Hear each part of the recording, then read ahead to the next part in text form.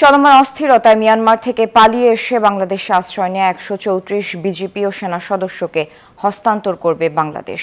পাশাপাশি মিয়ানমারে বিভিন্ন সময় কারাভোগ করা ৪৫ জন বাংলাদেশিকেও ফেরত দেবে মিয়ানমার। রোববার সকালে কক্সবাজারের বিআইডব্লিউটিএ জেটি ঘাটে এই প্রক্রিয়া শুরু হবে দু প্রতিবেশী দেশের মধ্যে। কক্সবাজারের অতিরিক্ত জেলা ম্যাজিস্ট্রেট ইয়ামিন হোসেন জানান, ইতোমধ্যে মিয়ানমারের সিতুয়ে বন্দর থেকে একটি জাহাজ রওনা দিয়ে বাংলাদেশ মিয়ানমারের জলসীমায় এসে অবস্থান করছে। আর হস্তান্তর প্রক্রিয়া শেষে ১৩৪ জন মিয়ানমারের সীমান্তরক্ষীকে একটি টাগ বোট করে বার্মার জাহাজে তুলে দেয়া হবে। আবার জাহাজ থেকে ৪৫ জন বাংলাদেশিকে বুঝে নেবে বাংলাদেশ। এর আগে ১৫ ফেব্রুয়ারি প্রথম দফায় বাংলাদেশে আশ্রয় নেয়া ৩৩০ জন মিয়ানমারের বিজিপি সেনা ও সরকারি কর্মকর্তাদের ফেরত পাঠানো হয়। দ্বিতীয় দফায় ২৫ এপ্রিল ২৮৮ জন আশ্রিতদের ফেরত দেয় বাংলাদেশ। বিনিময়ে সেদেশে কারাভোগ করা ১৭৩ জন বাংলাদেশিকে ফেরত আনা হয়।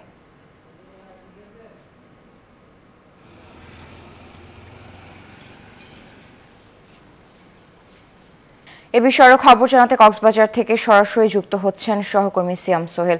সিয়াম, হস্তান্তর প্রক্রিয়া কখন শুরু হবে, সবশেষ আর কি তথ্য আছে আপনার কাছে এ বিষয়ে?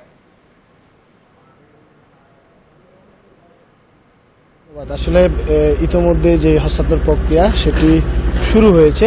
এখানে ১৩৪ জন মিয়ানমারের যে বিজেপি এবং সেনা সদস্য আনা হয়েছে, তার মধ্যে একজন লেফটেন্যান্ট কর্নেল এবং দুজন মেজর সহ ১৩৪ জনকে ইতোমধ্যে আনা হয়েছে। বিজিবি এবং শৃঙ্খলা বাহিনীর কড়া নিরাপত্তার মধ্য দিয়ে তাদেরকে এখানে রাখা হয়েছে। আজকে সকালে যে বিআইডব্লিউটিএ জেটি ঘাট থেকে কর্ণফুলী টাগবুক ১ করে বাংলাদেশের জলসীমায় যে মিয়ানমারের সিন্ডুইন জাহাজটি এসেছে, বাংলাদেশি ৪৫ জন নাগরিক কারাভোগ করে সেখানে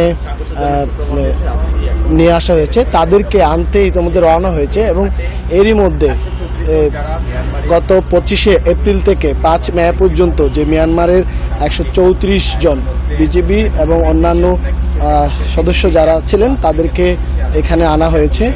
হস্তান্তর প্রক্রিয়া একটু পরপরই শুরু হবে। এখন পর্যন্ত তাদের যে আইনি জটিলতা সহ অন্যান্য যে কার্যক্রম সেগুলো চলমান রয়েছে। এবং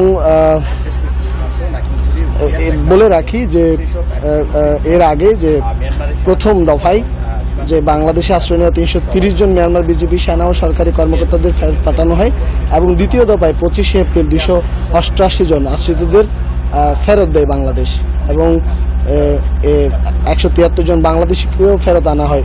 এবং এই তৃতীয় দফায় যে আজকে ১৩৪ জন ফেরত যাবে মিয়ানমারে এবং ৪৫ জন বাংলাদেশে আসবে, সেরকমই খবর ছিল। একটু পরপরই শুরু হবে যে হস্তান্তর প্রক্রিয়া, সেটি কড়া নিরাপত্তার মধ্যে এখানে তারা অবস্থান করছে।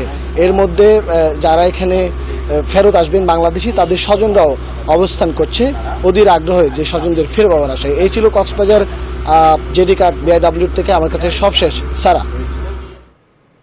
সিয়াম, আপনাকে ধন্যবাদ। দর্শক, কক্সবাজার থেকে যুক্ত হয়েছিলেন সহকর্মী সিয়াম সোহেল।